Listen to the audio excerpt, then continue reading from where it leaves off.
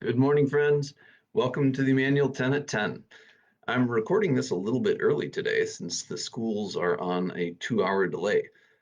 It's cold and snowy and blowy out there. As a congregation, we are reading through the Bible together in 2021. We're using the One Year Chronological Bible.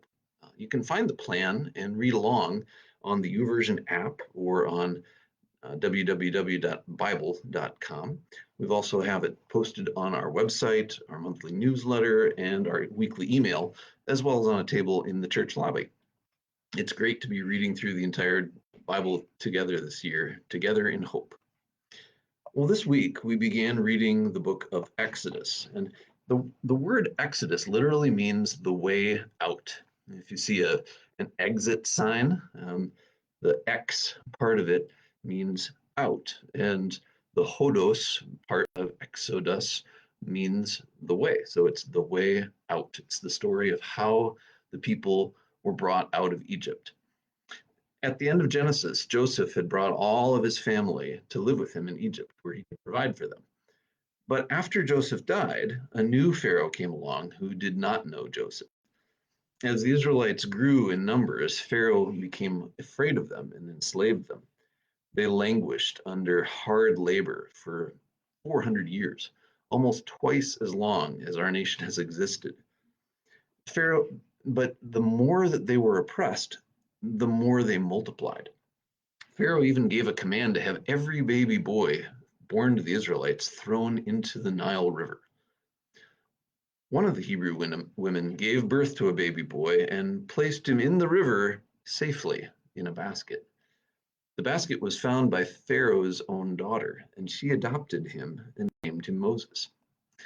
Many years later, Moses ran for his life and ended up tending the flock of Jethro, a priest of Midian.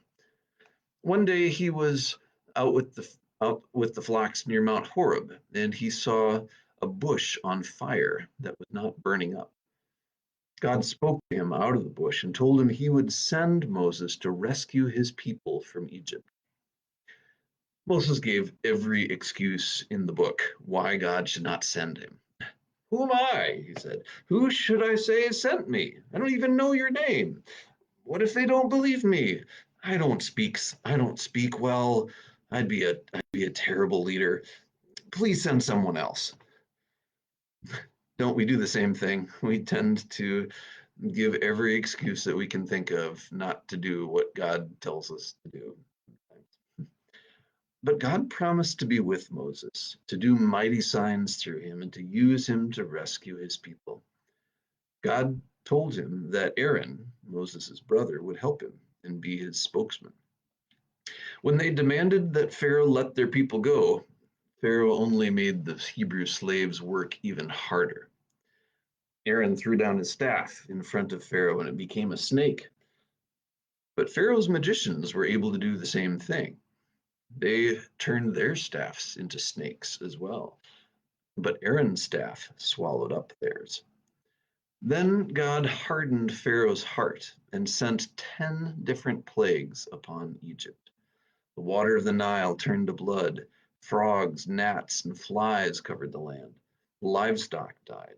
People were covered with boils. Hail mixed with fire devastated the crops. Locusts ate everything that was left. Darkness covered the land. The last plague was the worst, the death of the firstborn sons. Pharaoh and the Egyptians lost their sons that night, just as the Hebrew baby boys had been thrown into the Nile years before. God protected the Israelites from several of the plagues, including the 10th one. Moses told them to take a lamb for each family, to kill it and put some of its bloods on the top and the sides of their doorposts. God saw the blood and passed over their houses, sparing them from death. In honor of that night, the Jewish people celebrate the festival of Passover every year, remembering their centuries of slavery and how God delivered them. We've hosted Seder meals occasionally at Immanuel to highlight the connection between Passover and Jesus' passion. At the Passover meal, bitter herbs are dipped in salt water and eaten, to remember the Israelites' tears and the bitterness of their slavery. A mixture of apples and spices reminds them of the mortar they used to build Pharaoh's cities. The flat bread is made without yeast because the people were in such a hurry to leave that there was no time for bread to rise. Many years later, Jesus and his disciples were in Jerusalem to celebrate the Passover meal. And while they were at that meal, Jesus started something new, the Lord's Supper. He took the bread that they share, that unleavened bread. He gave thanks, he broke it, and he gave it to his disciples to eat and said, "This is my body, which is given for you. Do this for the remembrance of me."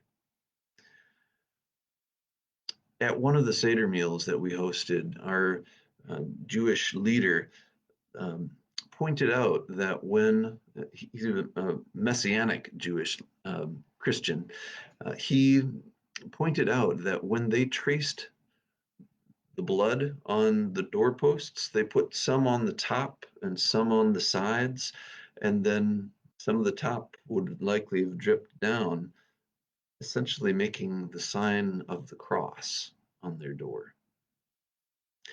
Jesus is our Passover lamb, the one who delivers us from slavery to sin and the power of death through his own death and resurrection. Well, finally, Pharaoh relented and told the Israelites to go. They gathered all their belongings and flocks and herds and headed out into the desert. And they were accompanied by a whole rabble of other people, other foreigners that were escaping with them. God went ahead of them in a pillar of cloud by day and a pillar of fire at night.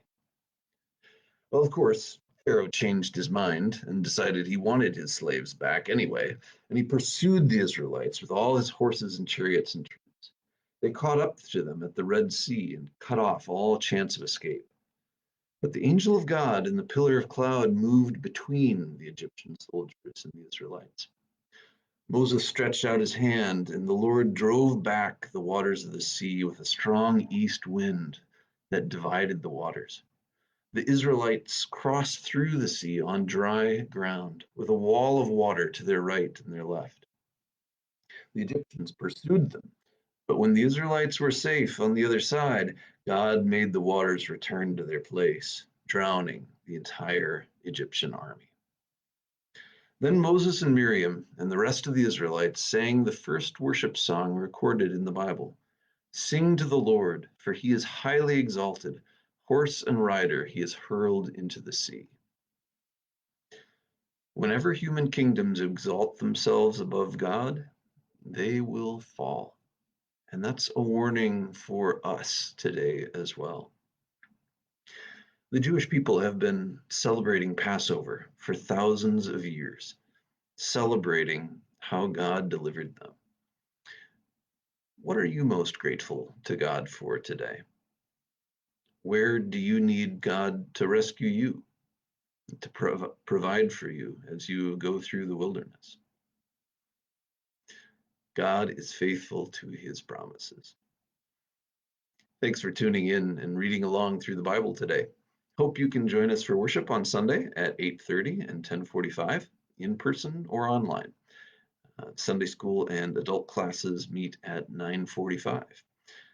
You can find more Bible study resources on our website and our weekly email as well. Have a great week.